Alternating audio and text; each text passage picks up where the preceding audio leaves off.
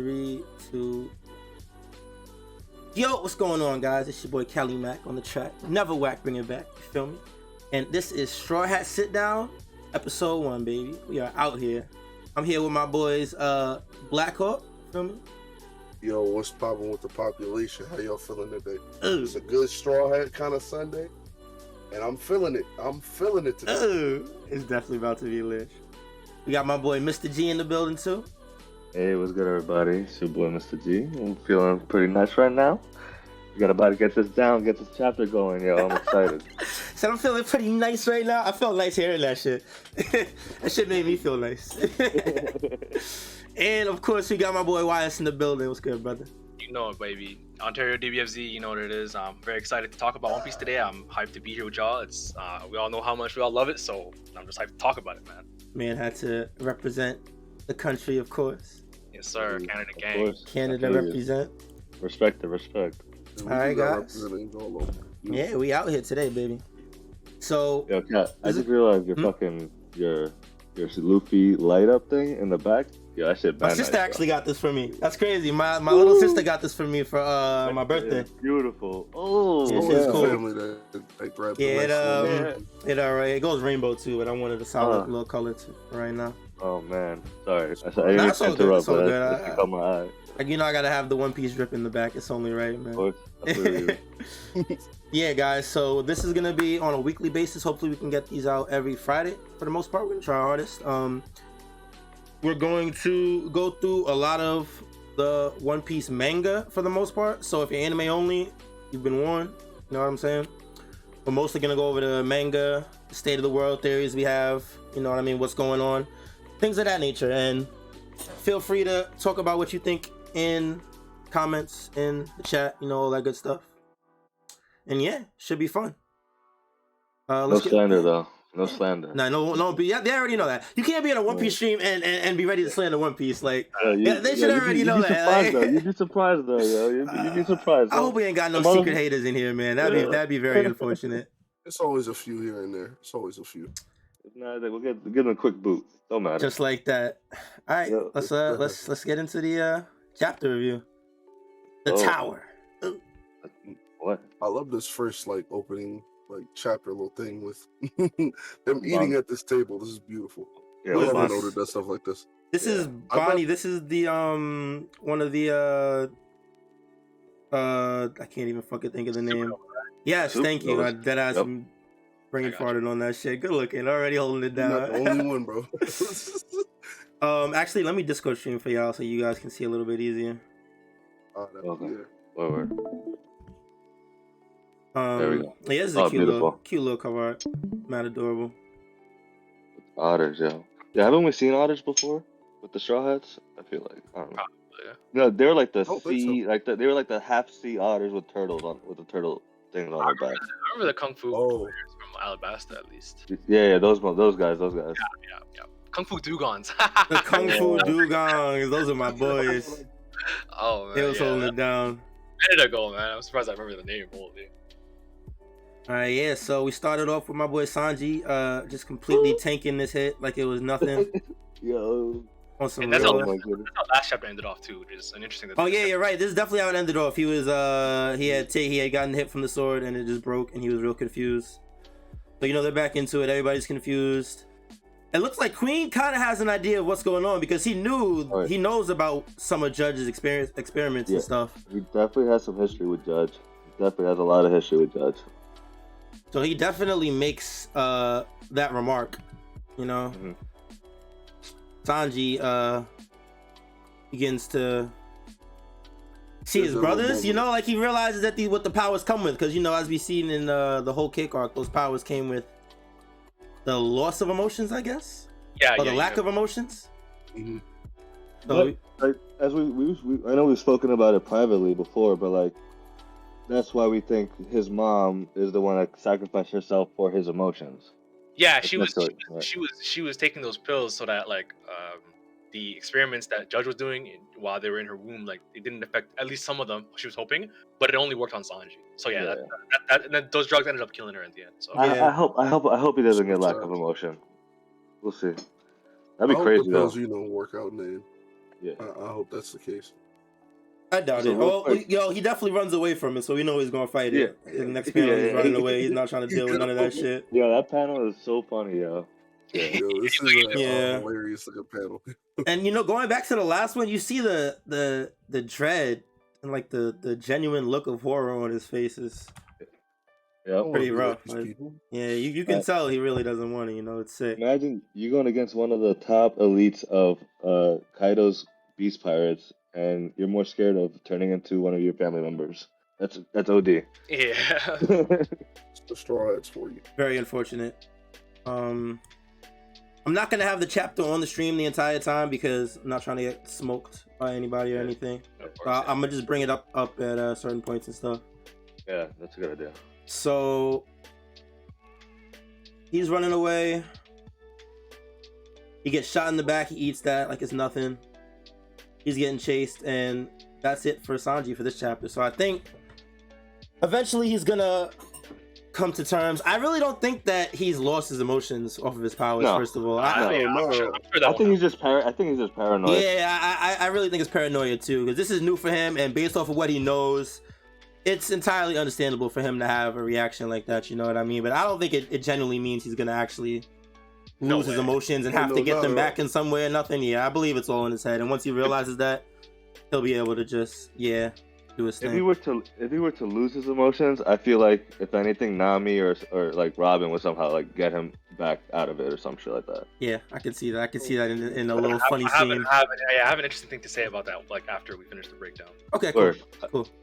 One more thing. Like I feel like the reason why he's running away is because he's trying to find out exactly what's going on with him. It's not because he's like afraid of. Yeah, he's running just to figure out if this is gonna hurt. Yeah, he literally says in one of the panels, he says, "Let me think for a bit." Like he's definitely just trying to get his head straight to figure out what's going on. So maybe he thinks that fighting is accelerating the transformation. I don't know. I think he just needs a minute. Like I think he literally just needs a minute to think about stuff. Like I don't like. He's so shook. He's so afraid of like. I ain't gonna lie. Like I don't know how he didn't put the connection between that in the raid suit immediately. Like that would have been my first thought, but I guess perspective, right? It's different. I'm not in the middle of a war right now. Well, this is true. He's also probably like, yo, I can't let Zoro see me right now. Let me be out. No cap. All right, so moving on. Next we got Kid. Okay, we got Kid and Law versus Big Mom.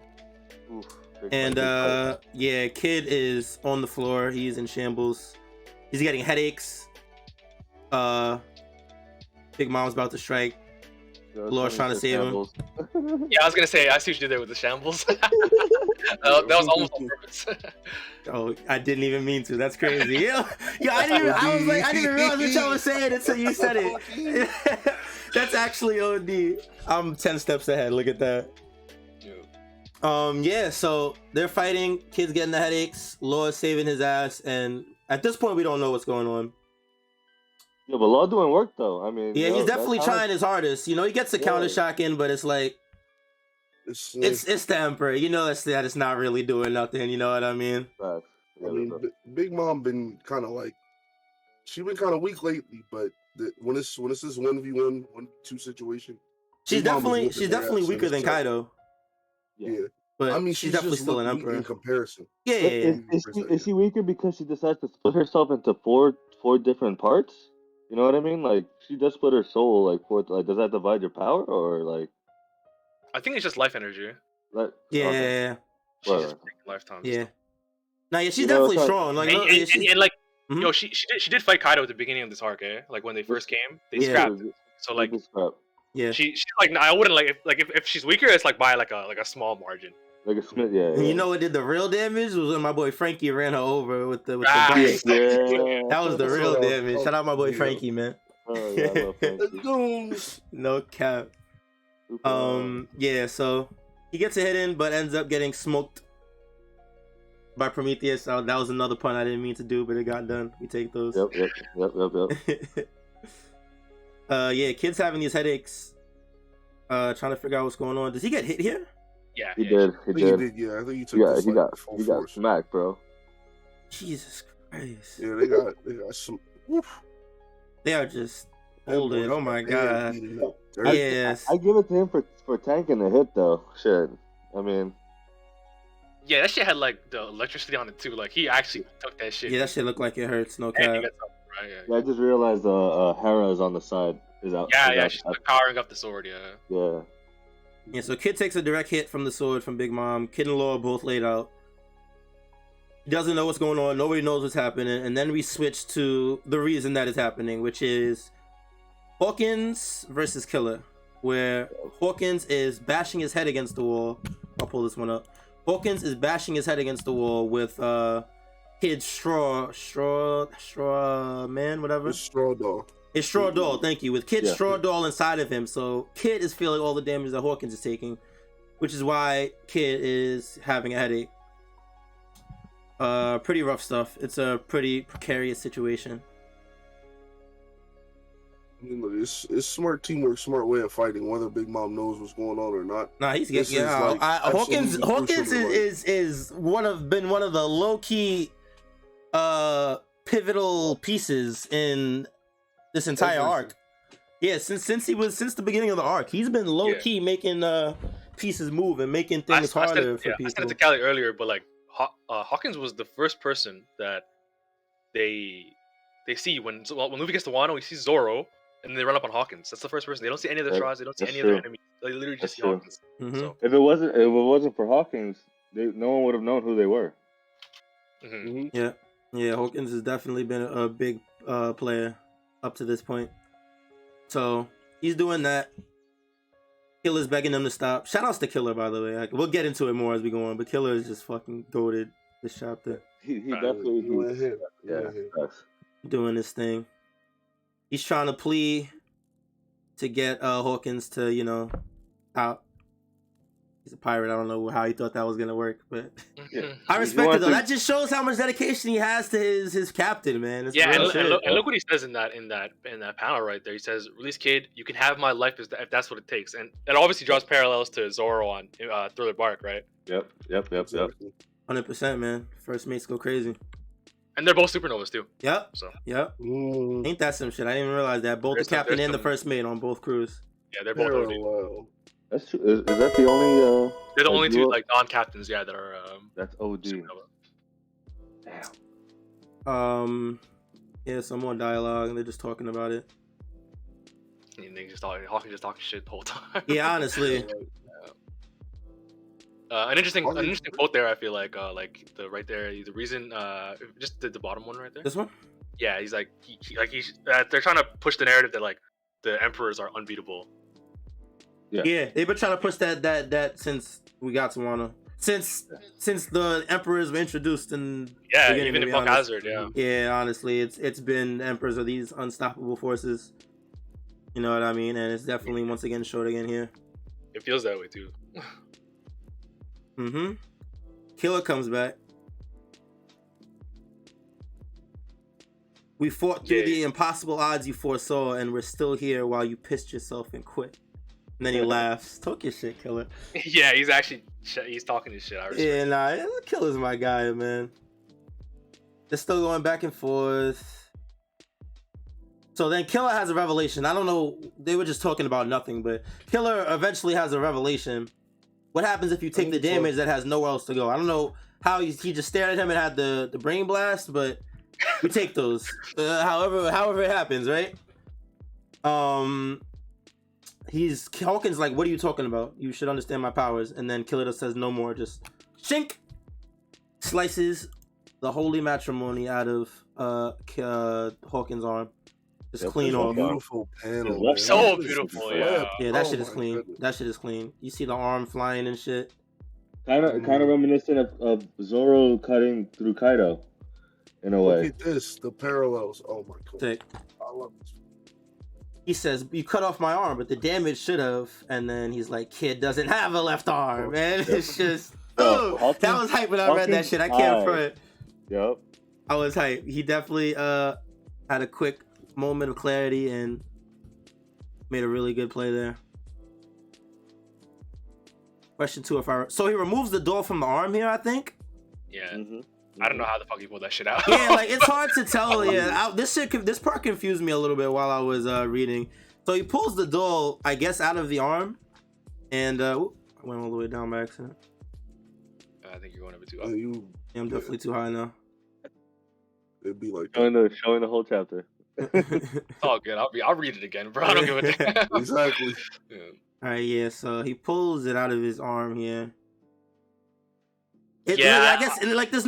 You think there's like a hole or something coming out of his arm, or like something tangible to see it, but regardless, think, he like, Like out his arm.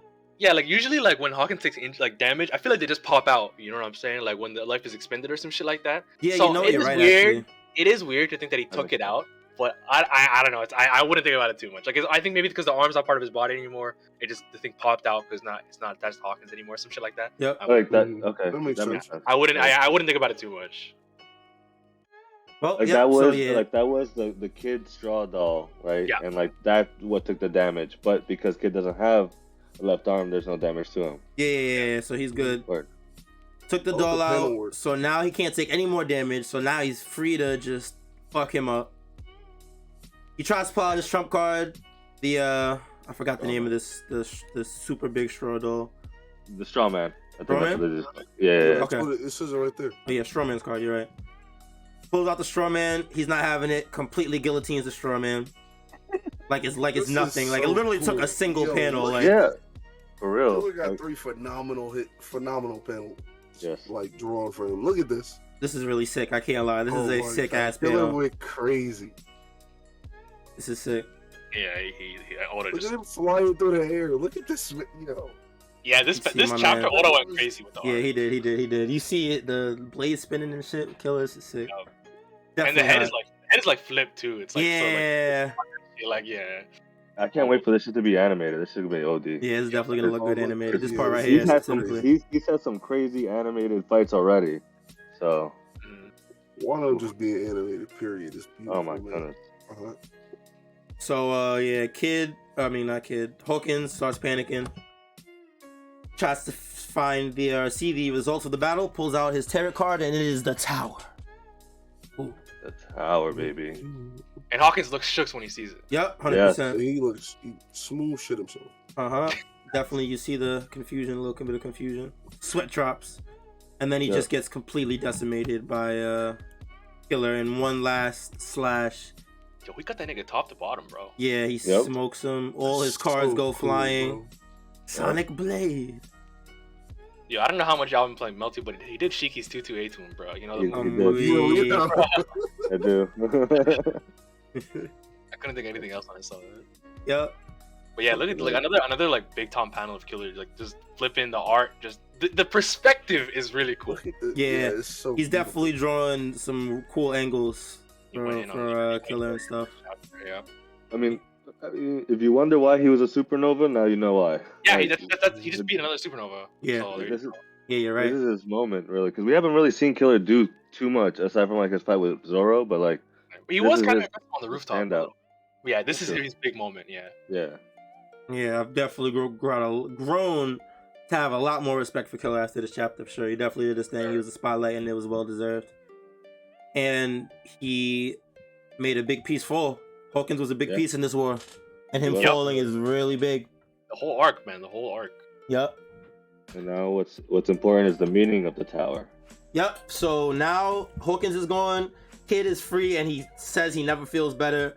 You can literally see it in his face, and his demeanor now is completely changed, which goes hand in hand with the card that Hawkins drew, which was the tower.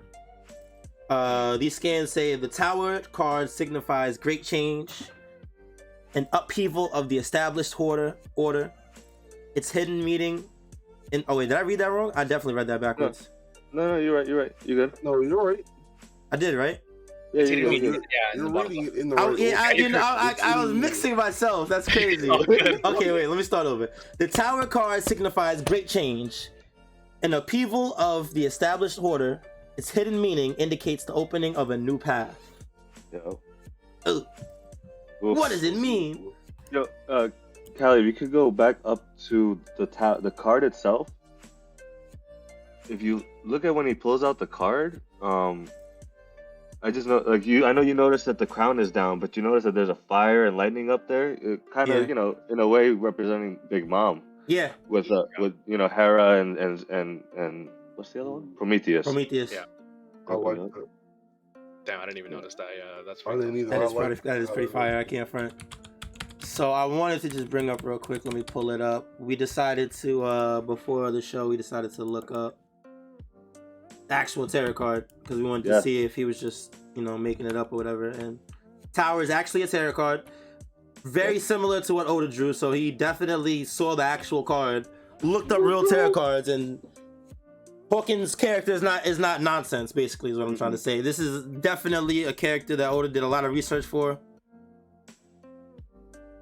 This card drawn pretty accurately compared to the one that Oda did. You see the fire and the lightning, like Mysta mentioned. Crown falling off the top. There's a woman falling off in this one, but I don't think there was that one in the chapter. There was that in the chapter. Oh yeah, that would be a bit too on the nose. Yeah, I feel like. a bit too much. You couldn't do the that might actual. give a little too much. Yeah, but so on this website, I don't know how accurate it is, but it's saying that the Tower card is a symbol for a sudden change, upheaval, chaos, revelation, and awakening, which basically describes this entire arc so far. So, and I think it goes pretty much hand in hand with what Hawkins was saying when he drew the card. You know what I mean?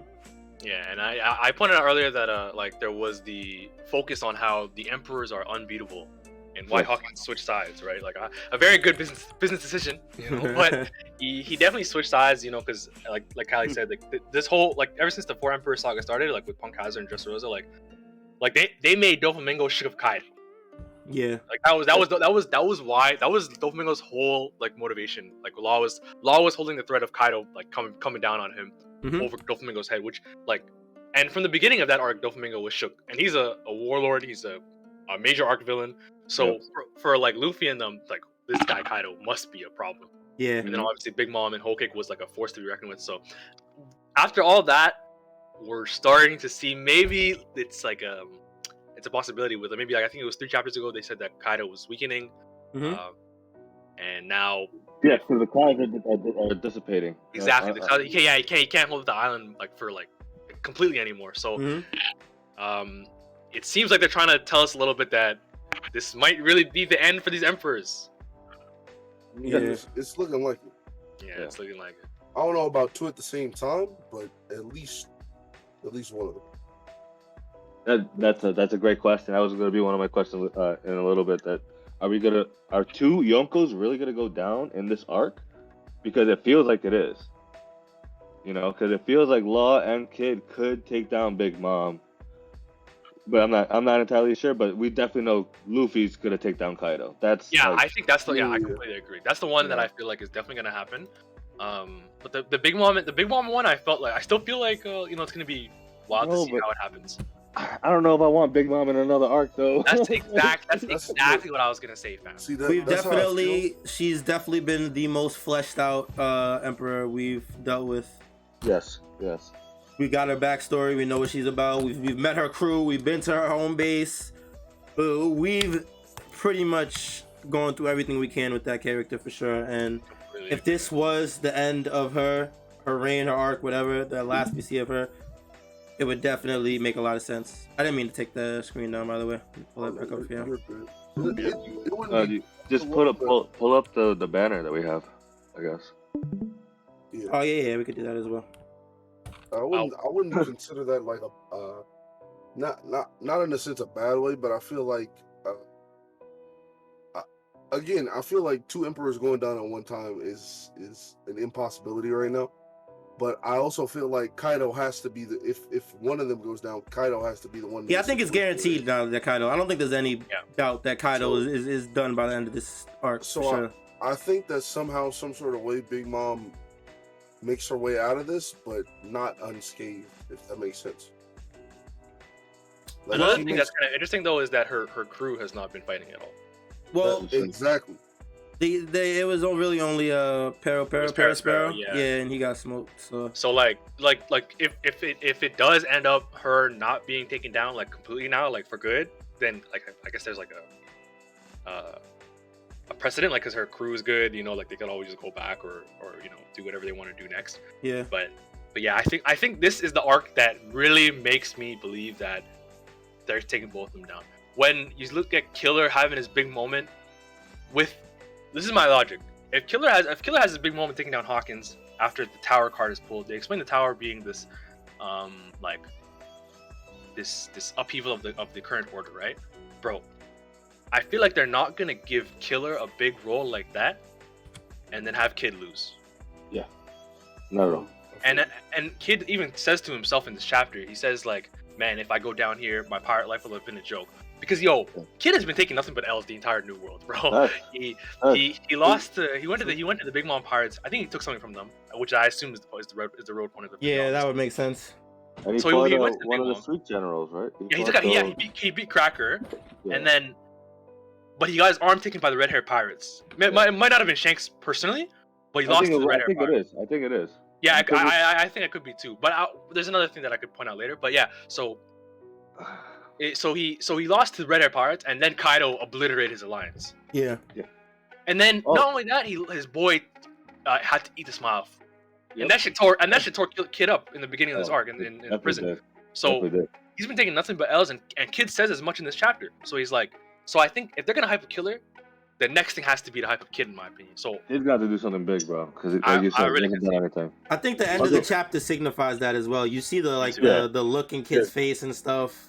Look at his chops, bro. He's getting ready. Not to mention the tower card signifying a change and stuff. You know what I mean? This could be a real big turning point for Kid. And like YOHOHO said, it's definitely the turning point that he needs, because I love Kid. I love his design, his power. He's a cool ass pirate, but he has definitely been underwhelming this arc for sure. Magneto, bro. He's Magneto. He's literally Magneto. Yeah. You know, fun fact, I don't think his fruit has actually been officially named yet either. I think they got him in a SBS. Oh, really? It's the magnet fruit, or like the Chiki no Mi, I think. Okay. Whoa. Okay. So he is just Magneto. Got it. Yeah, he legitimately just does magnet. Real quick, just to mention that Hawkins wasn't the only one that turned to Kaido. We gotta mention Appo also, one of the other supernovas. That bitch ass nigga, yeah. You know, he turned earlier. He was when they got dumped, he was already on Kaido's team. Yeah, he turned frame 1. He definitely turned frame 1. He wasn't with it. A lot of frauds. Oh my god. I mean, but when you got the overwhelming power of Kaido staring you down. Yo. Yeah. Appu's a rat, because he was talking to them, like acting like, we're gonna make this alliance, and then he acted like he didn't know Kaido, but Hawkins made a business decision. I think. Because Hawkins, I feel like was at that moment was like, nah. My tarot card said we're fucked. All right, he tells Law as much. He was telling him, he's like, yo, 0 chance of surrender, 0 chance of escape if you fight, 0 chance of winning if you fight. Like, so the only chance was surrender. I remember him telling him that in Act 2. Yeah. I mean, that's how it is. But if you're a pirate, especially a pirate of one of these people, like Kid, Luffy, Law, you gotta have some fucking faith. Like, you gotta hold it down. Yup. The life of the pirate is not for everyone. That's why true. I understand the fold, but like, come on now. That's why I give mad props to like Bonnie, Capone. Like, they stand their own ground, like out of the supernovas, like Apple and Hawkins fucking bitched out and were like, nah, we'll follow the Yonkos, we're good. Everyone else, for the most part, is like, nah, we're gonna do our own thing. Like, we're gonna get fucked up, but we'll be there. Wasn't Capone? Actually, Capone was working with Big Mom, but he betrayed her, right? Yeah, he was. Yeah. Mm-hmm. Dude, Capone is OD. yeah, he was so sick. That arc was dope. I think we have to figure out what Rouge, the guy with the wings, is up to. I believe Rouge fought also Big Mom and was taken out by took out one of the other. Oh, I remember generals. that. Yes. There's a fourth sweet general that I can't remember their name right now, but they were taken out by a Rouge. I remember. But then he bounced because Rouge was in Skypiea when Kaido was up there and dropped down to where Kid is. So, because he was all hurt, bandaged up. He sees him do it. I can't even imagine what you're thinking when you see some shit like that. He's like, yo, thank God Kaido's not here to fight me, bro. I'm fucked up already. Yo. Like, yeah, facts. Unless the Rouge is the one that helped Kaido get up there, and I don't know, like, it's so many questions, because he's like, all right, that's where Kid and Hawkins is, so, you could take him out. Yeah, I guess on the topic of supernovas, like, there's so much we don't know. I don't want to go too ham because I do want to bring up Bonnie, but that's like a whole. Oh, like dude, she's important, bro. Like I don't know yeah, what. she's doing some next shit. I don't know anything about her. Yeah, but to stay on topic with Wano, like, so yeah, like it is interesting to see like if both of them will go down this arc. But like Mr. says, I do not want to see more Big Mom. Can't lie. No, Yeah. I'm tired, bro. Yeah. I do think I have a feeling that Big Mom's pirates will split in two. I think If she goes down, I think Katakuri is joining Luffy. that's a And bold, right? And if Perospero doesn't die, which I hope he does, but I could see Perospero like trying to do his own thing, but I hope he's dead. That's a bold assumption. Yeah, I definitely have heard it. It's not like an unpopular thing. I've definitely heard that. Bro, the admiration that Katakuri has for Luffy is like that is true. He could have taken him down when Luffy was knocked out. Instead, he's like, I took the L. I lost. Like, if he was really like true to his mom's, he would have just fucking killed Luffy right then and there. That's it, you know. Yeah. He's not gonna bother us in the future, but he couldn't kill Luffy though. That was the issue, and that was the whole theme of the fight. That no matter how much he was trying, he couldn't. Yeah, actually, yeah. And it was him. It was Katakuri trying to kill Luffy. It was Katakuri not being able to finish off Luffy, and Luffy not being able to harm Katakuri or injure him to an extent. You know. Yeah, Luffy took a lot of damage in that fight. Yeah. Blackhawk, what were you gonna say? I was gonna say, can you imagine how crazy the Straw Hats are? Or like the Alliance would be if you get Katakuri and Yamato. Because at this point we know Yamato about to slide loose. Oh yeah, I guess that's another big topic. Let's get into that. So let's get into the post. So we did the chapter review. We're gonna get into a little discussion on the world, the state of affairs, what's gonna happen, what's going on. You know what I mean? At the end of this arc, the world is gonna be entirely different. Oh, completely. Both inside Wano and outside Wano, and one of the big changes inside Wano, which with the Straw Hats, we are almost guaranteed getting at least one new Straw Hat at the end of this arc. I almost feel it's guaranteed. I don't know how you guys feel about it. I'm 100%. I'm pretty sure it's Yamato, and also I know people keep saying Carrot possibly because they need his own maybe. I wouldn't mind Carrot, but definitely Yamato. I think those are my top two picks as well. I can't see really anybody else. Yeah, Carrot been with us so long I forgot she was not a Straw Hat. Right? She's literally it's been since Zao, right? Yeah. And that was basically years ago. That was literally years ago. That was literally years ago. Yeah. Didn't she sneak on board? Right? Yeah, she wasn't supposed to come. She wasn't supposed to come with them, but she snuck on board. That's some Luffy shit right there, bro. She's definitely on this squad. Yeah, I can see it. I definitely see Yamato. That's some Robin shit. Robin snuck on board too. Yeah, literally. That's literally. Yeah, Robin was like, "Yo, I'm on your crew." Yo, I'm here. Yeah. Right, bro. Speaking of Robin, after all of this shit goes down, the Marines are like at the front door. Yes. Yep. All right. Yeah. So once by the end of this war, we can assume that Kaido's gonna get smoked. We don't know what's gonna happen with Big Mom. We can assume Wano's borders are gonna be open, and the Marines are gonna come in. Yep. How is that gonna play out? That's the real question. When last time we heard them or we heard about the situation, it was Rob Lucci. Yeah. Speaking to the world government officials that are on Wano, that are in Wano, to the insiders, He was speaking to them and he was telling them that the Marines are on their way. No matter what the outcome is, they'll be there to settle things. And they also gave them the little extra hint, keep an eye out for Robin or whatever. Yep, because Rob Lucci, he took that shit personal. Yeah, of course. He's been after Robin for way too long. Understandable, but yeah. Yeah, I think something I that really confused me was that I thought that Rob Lucci and them were like on their way to Wano, but it seems like they're in like a mansion area and not like a boat.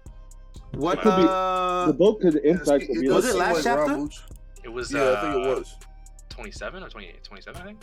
Let me see. Yeah, no, because last chapter was Luffy and Oh yeah, right? Yeah. Oh, yeah, no, this is right here. Yeah, so look, like, bro, that shit looks like they're still in that mansion area. You know what I'm saying? Like, or like at Mary's War or something.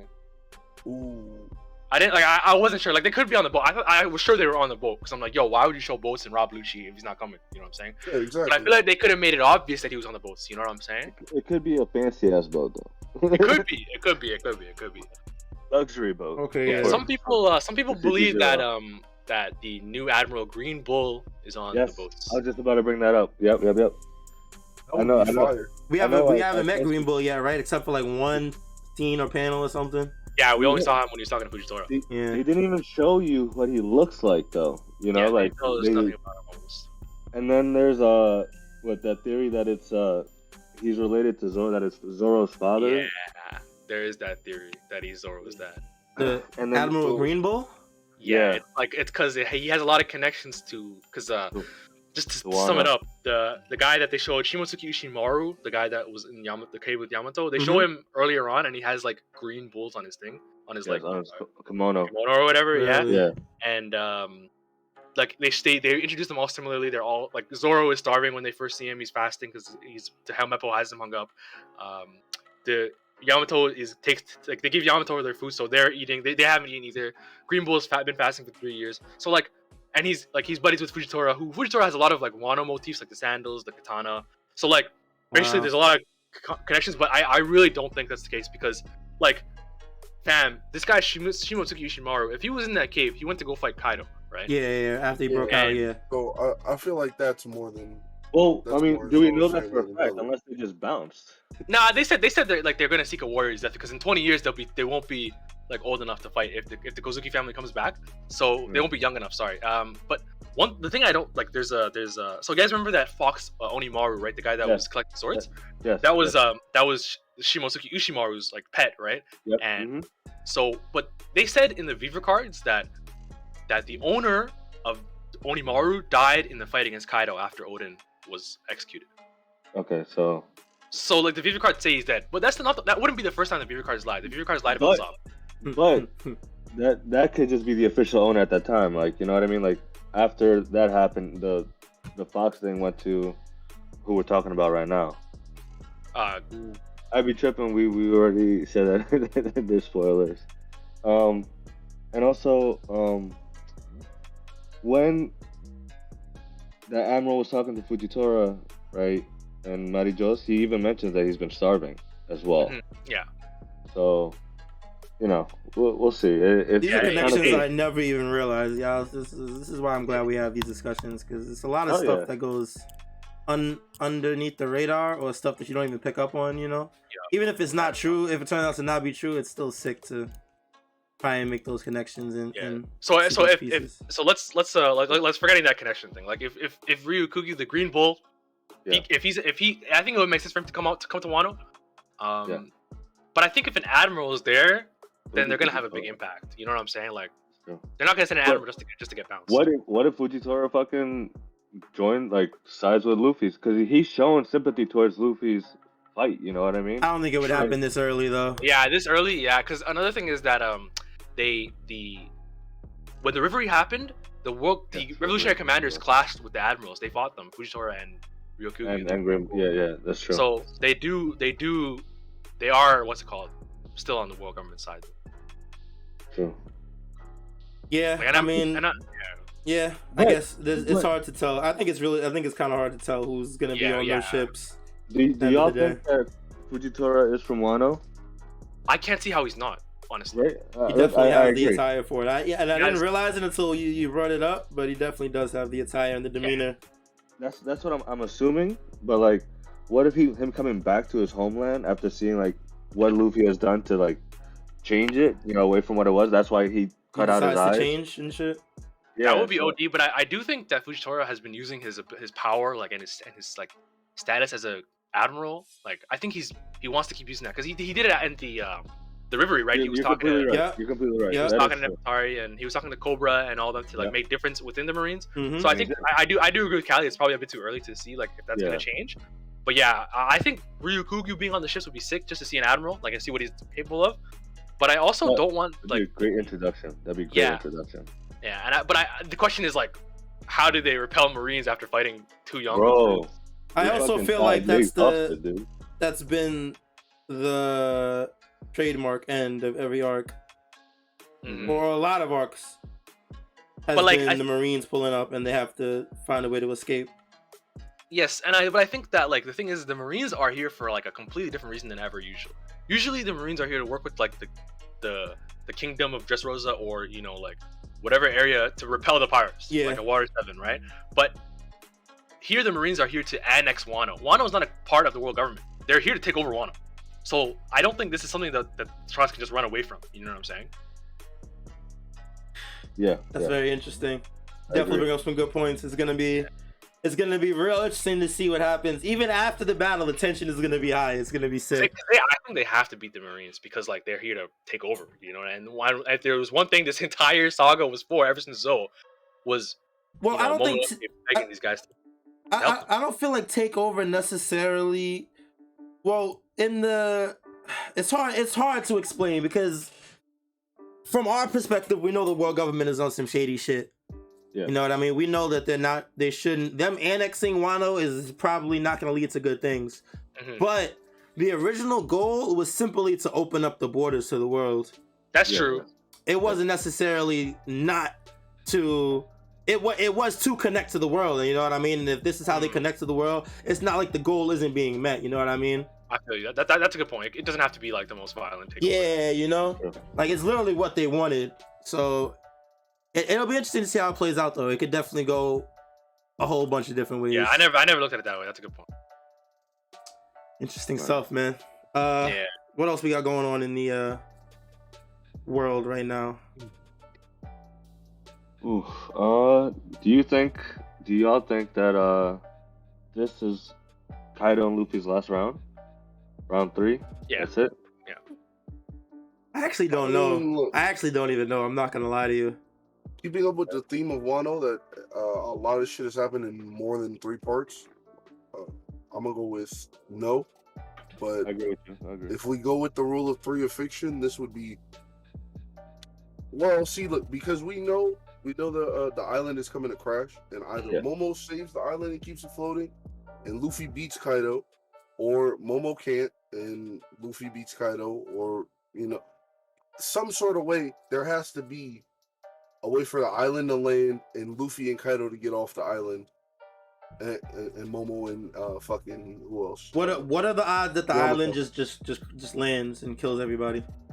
Exactly, that's a possibility. That'd be OG. That'd be crazy. Regardless, to me, there has to be some afterlife piece to where I don't think Kaido and Luffy are done. I think this is like the sign of like I don't know how best to say it. I think it'll be a really pivotal, like whoever wins this time is kind of like for sure is gonna win it, but I don't think this is like the last time we see them fight.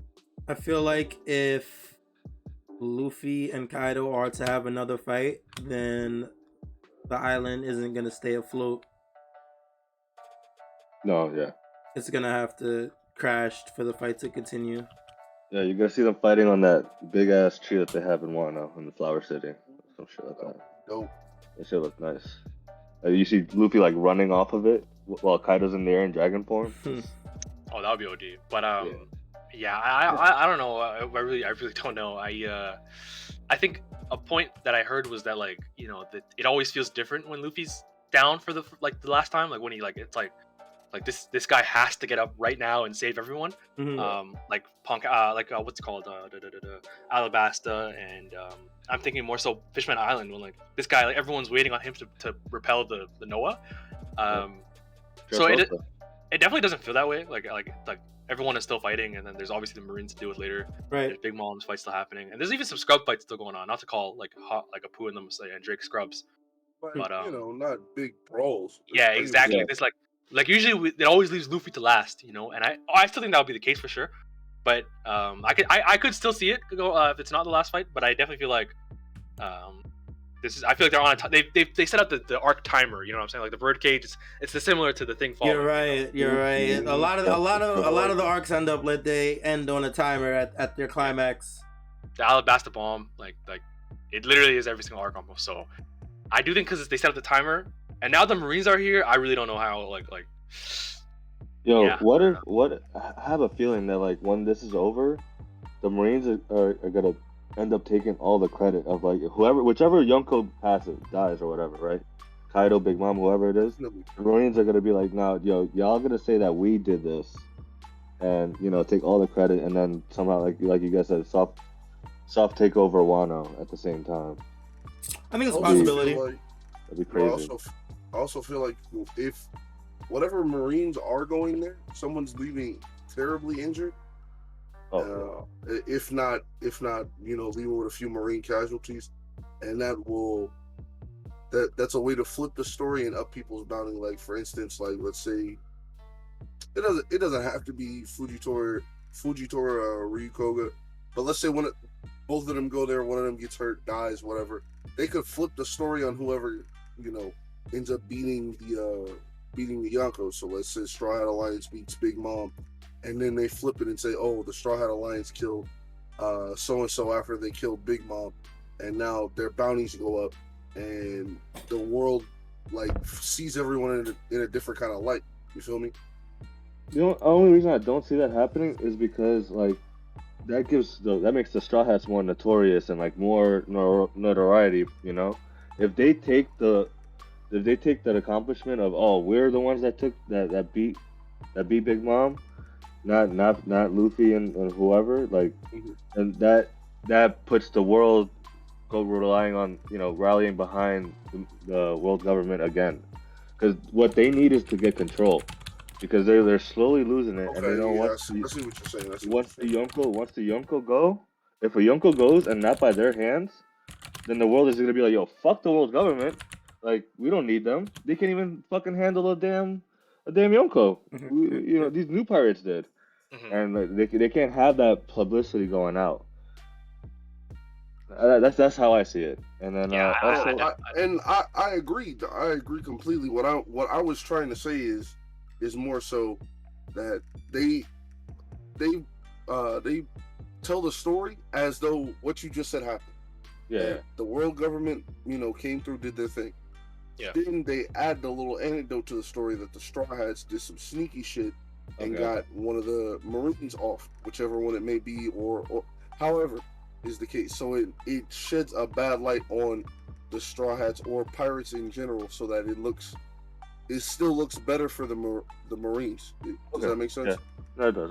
Yeah. That's all I was saying. Yeah, I can definitely see that. And another thing that was interesting was that on Whole Cake, that whole thing happened where like Luffy got all that publicity for destroying the island and getting away from Big Mom was because Morgans was there. Yeah, exactly. Yeah. Big news, Morgans, baby. I love that guy. Big news. I love that guy. Yeah. Yeah. So he was there. So who was on Wano to record the what's gonna really happen, right? Well, we know that Big News Morgans has spies everywhere. He got birdies everywhere, so nobody's in Wano though.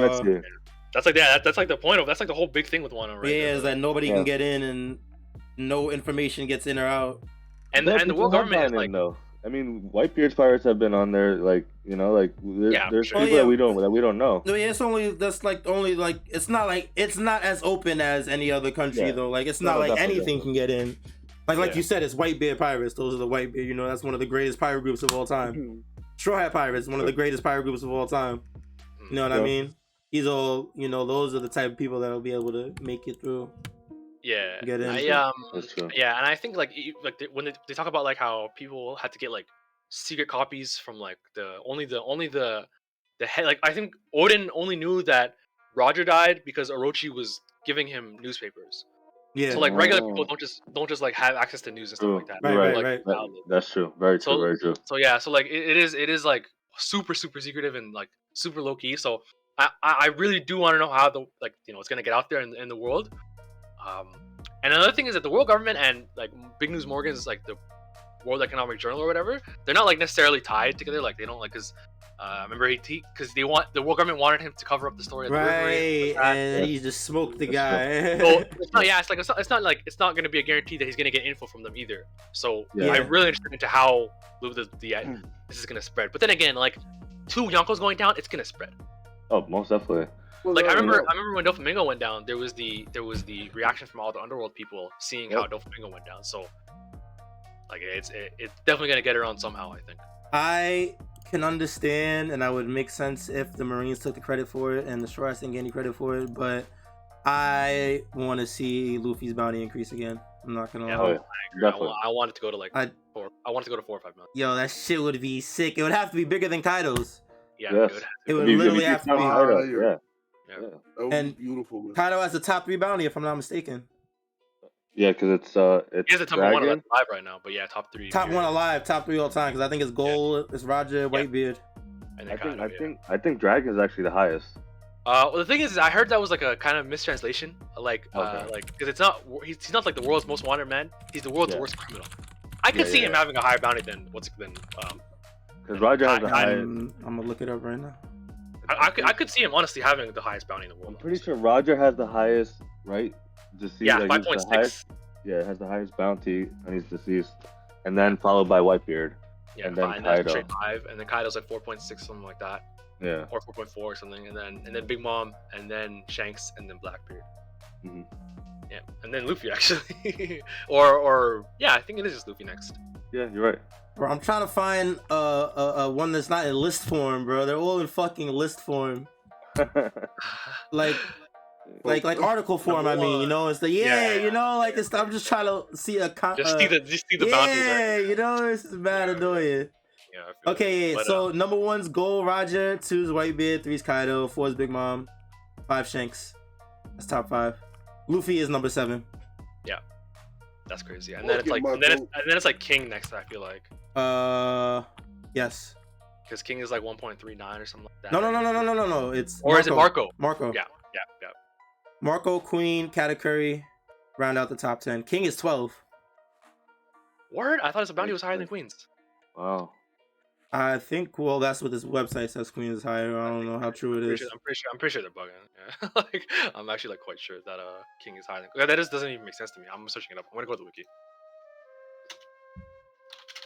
Yeah, a nice bounty increase would be pretty cool. Yep, I completely agree. Yeah. What does it have Marco's bounty as? Or like, what is it? Does it say what Marco's is? Well, like the exact number? Yeah. 1.374. Yeah, King's is 1.39. I knew it. He's higher than Marco. 1.39? Oh yeah, on the wiki, 1.39. Yeah. Okay.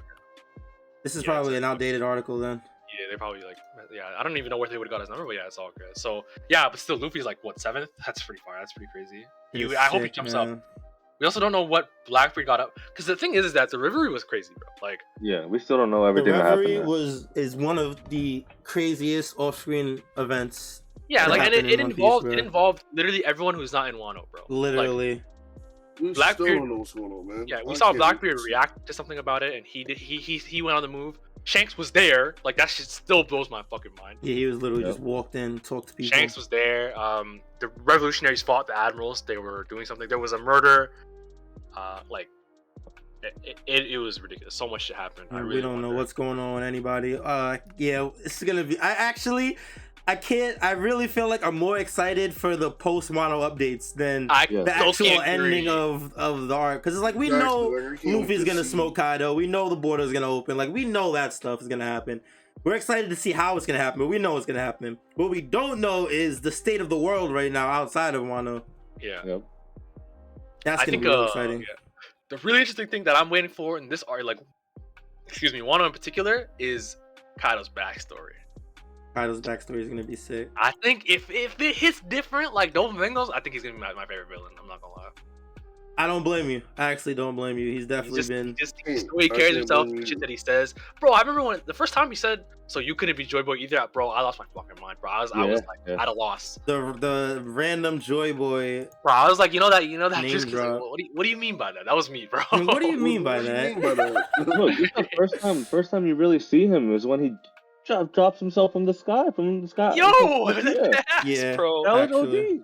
Yeah, he's definitely. If he has a crazy backstory on some next shit, I'm excited. But yeah, other than that, I do want to see everything that has to do with the Reverie. I wanted to bring it up earlier when we were talking about supernovas, but yo, Jewelry Bonnie is like suspicious, bro. Yeah, she is. She is moving different. Like, she was looking for Kuma, and she went into like the Celestial Dragons area, like God's Land or whatever on Mary Joie. There's like an area where only Celestial Dragons can go, and she walked in there. Like she didn't walk in there. Like she snuck in there, but she was there to, I think, to see Kuma or something like that, or try to save him because he's a slave right now. So I really I don't remember seeing that. That's crazy. It's when they show because they showed that old lady who's the queen dowager of the something kingdom. I don't know what the fuck it was, but Sorbet Kingdom, and that was they reveal that Kuma was the king of that place, and they show his widow who is like this old lady. So the old lady's trying to walk into the Mary Joie, and then the guy's like, "Yo, chill. This is the Celestial Dragons area." And then she's like, "Oh, I'm so sorry." And then something happens. I think there was a distraction. So she sneaks in. She turns into the. That's when Sabo started fighting. That's when they started. When Sabo intervened. Because that's when he saw Kuma. Because Kuma came out. I think I think the distraction there was that. Because you guys remember when that guy Charlotte, that piece of shit Celestial Dragon that was attacking Shiraishi? You're right. No, you're 100% right. It was that one. Right. Yeah. Because his dad was riding Kuma like as a slave. And he sees his son crying and fucked up because he got his ass whipped by the other Celestial Dragon. And then, so the queen, the old lady, she gets to like walk and goodbye because there's like a distraction. And then she sees Kuma, being ridden by the Celestial Dragon. She ducks into a corner or something. She transforms back into regular Jewelry Bonnie and she's crying. I remember that. Yeah. I'll try to find the chapter. Oh, I remember that scene in the anime. Oh shit. Yeah, I remember. I just remember. Bro, what the fuck?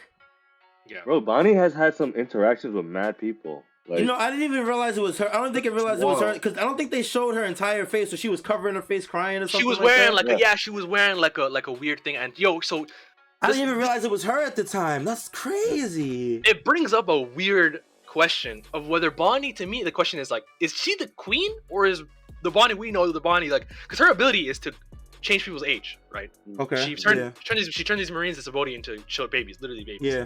And so clearly she can alter people's ages. So my question is that, and it said she is when she was the old lady, it said she was the widow queen of the Sorbet Kingdom.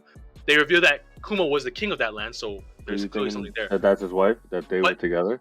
But the thing is that Jewelry Bonnie is mad young. We don't know that though. Like you said, she could alter her age. She can alter her age. So is she the old lady or she's the younger woman? We don't know. We don't know. I think that's very interesting. Like I was like mind blown by it to think when I thought of it. Damn, that's what crazy. You're saying now makes sense because like if she had like she's crying over seeing Kuma like that. If clearly there's a connection. Wife, maybe their husband and wife, or I think another thing is that if that's not her, if she's actually the young woman, maybe that's like his daughter or something. That too. Damn, that's OD. Yeah, so like, I think she's really interesting. You know, we just know her as just starting out with the supernovas, but we don't know what she's been doing before that. Yep, we have no idea what her motivations are, like who she knows. She could have been queen that whole time until like one day she found out Kuma got taken by the government, and she's like, all right, I gotta start doing my shit. What's her name again? Jewelry Bonnie. So yeah, like it could have been where she was she's that's the old lady, right? But she's like, you know what? I want to go find my man. Yeah. Let me change my age and go find him or whatever. So yeah, she's like so interesting, and that's just another part of the rivalry, and that's gonna tie her into the Revolutionary Army. Yep. Because they're here for Kuma, or well, actually, they're here to declare war. Yeah. Yeah, they weren't necessarily here for Kuma in the first place. Yeah. Yo, also, do y'all think that they're gonna show off their new weapon in Wano, Marine's new weapon? Oh, we gotta talk about that. Yep. I think it's too early, but it definitely. They might be bringing it. You know what? Because there are two emperors there, right there. Yeah. So if they wanted to test to see if their weapon is strong enough, it would to be pull up on them right after a war to try and finish them off with a weapon would definitely be the ideal time. So it makes sense. It actually would make sense. I was thinking that like I was under the impression that they brought it for when they're attacking the warlords, right? Like that's what I thought was going on. I think it's both. I think they're fucking going. The reason, they could have brought it for sure. I think actually they probably did bring it. If it's not an admiral, it's that. So, and I think the coolest way, or like the most like poetic and writing style way to do it is that if they show it versus the warlords. But my dilemma is that like I can't see any of the warlords losing. Yeah, but it would be sick if they could show the strength with it. Yeah, but I can't see any of them losing. I don't see them. The only reason why I don't see them using it against the warlords is because I feel like they would have used it already, because they disbanded the warlords and they ordered their crews to go capture them. Yeah. So if they really felt like they wanted to, go ahead. I think that. So like Kobe right now is going to Boa Hancock, right? Like I think they have it with them. Oh, you think that they have it? I just thought they might have said that or something, but maybe I'm bugging. I just might not have heard you. My bad. You did say that in the chat before. You did say that before. Yeah, I'm gonna go check the chapter. But yeah, so that's what I was thinking. Cause like, it would make sense. Cause if they want to show how strong the new thing is that's replacing the warlords, if they get a dub versus one of the warlords with it, it's like, they're serious. Yep. That's interesting, I didn't think about that. Hold on, you might be onto something. Because they're replacing. We know Vegapunk is still doing his thing for the Marines. Like we do not know like what he's been working on, and the fact that they're saying that we don't need the warlords, we don't need the Kuma, androids that they had. Like they got something up their sleeve that's even more powerful than those. That's kind of OD. And to use them, like you said, against the warlord and against the war between Yonkos and the Straw Hat Alliance and stuff like that, like, it's the perfect time to make a statement to the world, because that's what they need to do. Yeah, and when you have someone like because the emperor, sorry, the warlords are like kind of, I feel like they're kind of like, some of them are scrubs, some of them aren't. Like some of them are really, really strong, some of them are scrubs. Like Buggy's a fucking scrub. Yeah. Crocodile was just, I think he was too early in the story to not be a scrub. But he's still around though. He's still around. You have, he's still around. But when you have people like Mihawk and Boa Hancock and Doflamingo before he got smoked, like you would want to keep those people. So the new weapon must be a problem, bro. Yeah. It's something they could control. Yeah, like it's like some, and they did say they wanted to use it to like maintain the balance. Like they don't need the warlords anymore because of this new but now that I'm looking at this thing, I don't think it's gonna be. I don't think they said it. I might have been bugging. Oof, man, so many things happening, man. Yeah, I can't wait for the shot for this arc to end. I'm not gonna lie, and it's good. It's still fun, and I'm enjoying it. But there's just too much going on outside. Yeah, that we don't especially know. waiting week for week. Oof. Yeah, that's another thing that like it really impacts your perspective of the series when you're reading it weekly. Right, 100%. I just got turned on to the manga this year, I believe. When did Chapter 1K come out? 1000. It came January. out. January. Okay, so a little bit. So like a month or two before that. So like last year. Yeah. Oh, it's about to be a year. Crazy. I've been reading manga for almost a year. I was anime only before that. Yeah, proud of you. Definitely. There's definitely changes in the experience between reading it and watching it, or waiting, not even reading it, but necessarily, but waiting week to week. Yeah, the week to week is like, it completely changes it. Like like this arc, like for example, Onigashima, it feels like we've been in the raid for a while, but like a lot of fights are getting like one page. Like the Straw Hats fights have been one to two chapters each. Like right. You just don't even realize it because you're waiting. You just don't even realize it because you're waiting. That's like 2, maybe 3 weeks if there's a break, right? Yeah. Ooh, no break next week though. So let's go. I think they're gonna go into the Apu and Drake fight. I'm not gonna lie. Oh, next week? Yeah, I just feel like that would make sense. Damn, I just remember, Drake is a supernova too. Yeah, they're both supernovas. You know how long ago that fight started? I didn't even remember that it started, but those two are fighting, and it happened on. It was 30 chapters ago. It was like 991 when they started fighting. Wow. And we haven't seen anything about it. The anime might catch up. They might start hitting the filler, unfortunately. I think they already started like fucking up the pacing, because I remember it was around like 9:57 in the anime, like when they started showing the like the Reverie and stuff like that. They were like pretty close. Like they were at the same chapter. Like like 9:57 in the anime was the same as 9:57 in the manga. So, but now they're like 13 chapters behind. Okay, so they've been doing it. Yeah, they've been cutting the pacing like a lot. Padding it up and stuff. Yeah, you gotta do what you gotta do. Yeah, exactly. I don't really blame them. It'd be like that sometimes. Yeah, it's better. I honestly rather that than to just take a whole break from the arc and do some nonsense filler. Yeah, and an arc like this too, like that would feel so bad. Yeah, 100%. That would actually feel so bad. I don't mind them elongating certain fights in the anime, especially for the raid. Like that'd be pretty dope. Flesh out a little, They're gonna show us a lot. What do you guys think? Speaking of the anime, I guess there's like, what do you guys think of like they've shown some things that are kind of suspect.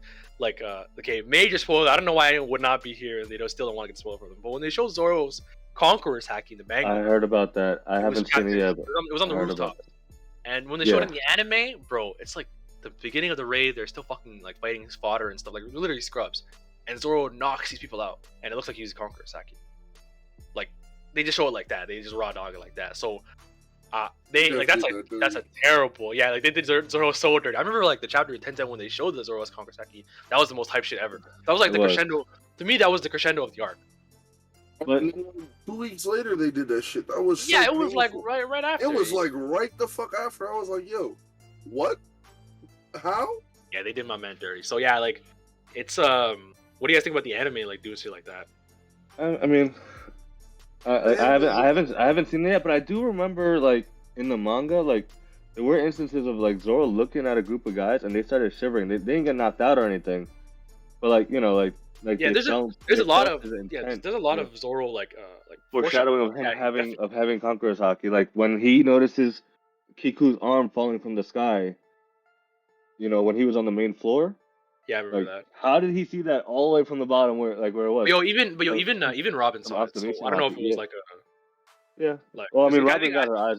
Robin got eyes everywhere though too. Facts. Yeah, that's how. Yeah, her powers ridiculous. So yeah, like Zoro has. I think even Mr. Morage made a video calling it like that he's gonna get Conqueror Saki. So it definitely like it was there, but the anime just they spoiled it. Like, yeah, it's kind of rough for them spoiling it, but anime. If you're an anime, if you read the manga, then you already knew anyway, and if you're watching the anime, then at the end of the day, you're getting a different experience from the manga. Yeah. Regardless, so you're still gonna be watching the anime like, yo, does Zoro just use Conqueror Haki? Yeah. But like still like the way that when they reveal people using Conqueror Haki, like it's always like a big emotional moment. Yeah.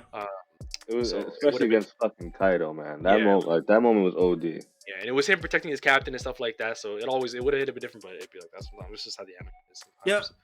It do indeed. Yeah. Also on the anime, November 20th is when the 1000th episode airs. November 20th, so it'd definitely be a fun thing. Feel me? Almost should time. Yeah, so we're gonna start wrapping up, but before that, wanted to get into it wasn't favorite moments, right? It was what moments hooked you onto One Piece. I feel like it's gonna be the same moment for at least 3 out of the 4 people in this call, but really? I'm intrigued. Who wants to start? Favorite moment? What moment got you hooked? Go ahead. So the moment that got me hooked was when Nami was crying to Luffy, and then he went to go fight Arlong. Like that shit, yo, that shit was so cold, man. And then he went and beat Arlong's ass. Like that shit really got me hooked onto One Piece. And then it went to Crocodile, Alabasta afterwards, and that Luffy Crocodile fight was another intense, because like you really saw Luffy like struggle, you know, like he had a hard time in those fights, and to see him pull through for Nami after finding out that Nami like betrayed them, was using them for the most part, and he didn't give a fuck, like he's gonna be there for her, like that shit was it's giving me chills right now. like I really like that really got me hooked. Yeah, Callie, was that the moment you thought everyone was gonna say? 100%. Yeah, I lie, Loki. Oh, wait. Is yours too? Yeah, like probably. I'm not gonna lie. I called it, like, because it's like before that, it's a lot of build up and character exposition. You know, they're just trying to show you what's going on and this, that, and third. And it's that moment where you truly realize what everybody's about. Yeah, to me, I completely agree. That's what One Piece is about. Like, it shows that's the first like really really sad backstory. Sanji's is pretty sad actually. Yeah, but it's the first. Oh no, Sanji's was. Oh, Usopp's well, nah. Usopp, I mean, he lost his mom and everyone rated him, but like Nami's was like the first like it actually had like real world like it was an island and stuff like that. Like so like it was, and then it's like it was the first time the Straw Hats like had to come together to help like one person. So like Sanji, his what's it called? Backstory? The Bartier arc, right? It didn't have to like do with what was going on in the arc. It just showed how much he loved Zeph and how Zeph loved him. Yeah. Like Nami's, like her backstory had to be resolved, and it's been going on for her whole life. You know what I'm saying? And this was like one day. So yeah, that moment was absolutely different. Holy. I respect it. Words. Yeah, That made 100%. me that made me happy. Did anyone have any Blackhawk, other? you had a different one, or? Yo, I did. Well, I am surprised as well. I'd like to hear what moment you realized Yeah. you were hooked I'm onto the super show. intrigued. wow, yo, that used to be my favorite. Specifically, it used to be when Luffy like kicked Kaido through his own. I mean, not Kaido, fucking Arlong through his own house. Well, it's not favorite moment. It's moment Yeah, that not favorite you realize No. you know. That those kind of moments also happen to be my favorites. But Okay. the one that got me hooked was through the Usopp's arc in the beginning. I know that sounds crazy, but like that's what it was. Was there a specific point in the arc when you realized, or was it just the arc in general? It was really the arc in general. I like, as much as I don't like that kind of character that Usopp was at first. Okay. Because when you first got it, I was like, oh, he's just like a fraud. It's whatever. Yeah. But then I was like, oh, he has a reason to be a fraud for this person and like he's doing all of this for this one person to make her feel better in this fucked up situation he's in, and then to find out the reason she's in this terrible ass situation, on top of not the reason, but on top of the fucked up situation, her butler is like what was his name, Kuro? Yeah. Black Cats. Yep. Is an integral piece of the situation, and then everybody was just like, all right, we fucking him up. I was like, okay, I'm with this, and then it led in Arlong, I think, from there. So it was the Baratie and then Arlong. Yeah. Oh, it was okay. So it was basically just that arc and how it played out made you mess with the show. Yeah, I was like, yeah, this is gonna be one for me. Like, I'm gonna sit here and I'm gonna enjoy this for sure. Yeah, I fuck with that. Yeah, that arc is definitely like it's like the betrayal, man. That shit hit a bit different. It did. I was like, true. What? Yeah, you like, damn, yeah, Kuro was a bastard. I still hate to this day that like the Kuro, way he put up his glasses. With his like palm, right? Palm, yeah. Oh my god. That image haunts me. I hate that shit. That part specifically was always sick to me when you realize that it's because he had his claws or whatever, so he just got used to pushing it up that way. Yeah. That shit was sick. I can't lie. When they revealed that, I was like, okay, that is kind of fire. If you go back and you see he's been pushing it up that whole way that entire time. Even when he doesn't even have them on, he doesn't have the claws, he still does it. Yes. Thank you for reminding me. That shit was so good. That was pretty cool. Was that one of like the first pieces of like Oda doing some nice foreshadowing? Now that I think about it, probably, yeah. I don't know if it would be foreshadowing. I think it's just it's like a cool little moment. Just showing off his just planting seeds. Definitely. Yeah, I definitely. That would be foreshadowing. Yeah, 100%. And those early One Piece arcs are like, I think people say like, yo, it takes 300 episodes of chapters to get good, man. That's cap, bro. No, it doesn't. That's Dude, I think East Blue is really good. Another sad arc, fucking Chopper's arc. That shit was OD sad. You know, y'all know like Verti, right? Yeah. Yes. Yeah, I think he like just got there, and I was listening to him talk about it. And I'm like, bro.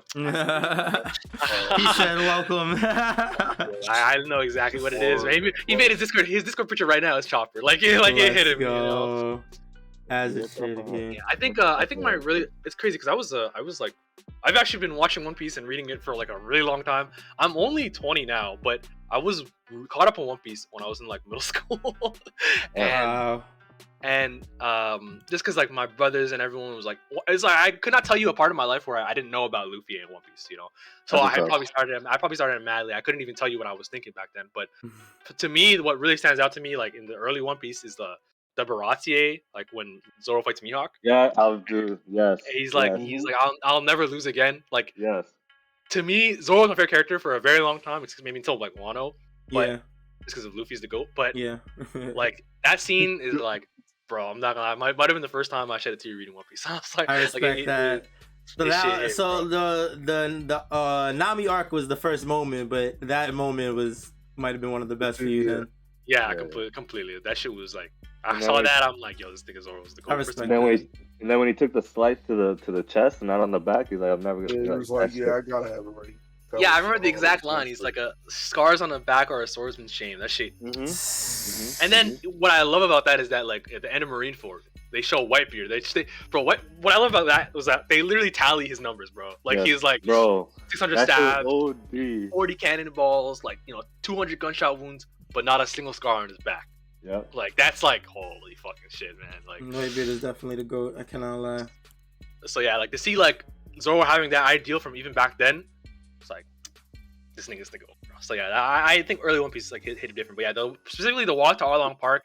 I think that's like when One Piece like becomes what it is. Yeah, 100%. That's why a lot of fans share that moment. You know what I mean? Because it is the first moment we realize what it's about, what the characters are about.